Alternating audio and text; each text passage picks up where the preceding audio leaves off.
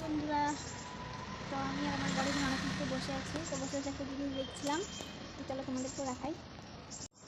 এই দেখো গাছটা দেখতে পাচ্ছ, এই গাছের গোড়াটা দেখে কি মনে হচ্ছে যে এটা বট গাছ, তাই তো? হ্যাঁ, আমিও প্রথমে ভেবেছিলাম এটা বট গাছই, কিন্তু এটা দেখাই। এই দেখো, আচ্ছা তোমরাই বলো যে বট গাছে কখনো কাঁঠাল ধরে?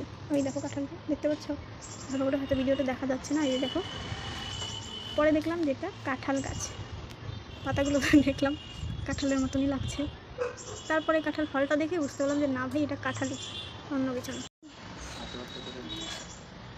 তো দেখলেই তো যে বট গাছেও কাঁঠাল ধরে, তাই তো? হ্যাঁ, বট গাছেও তো কাঁঠাল ধরে নাকি? হ্যাঁ কি না বলো?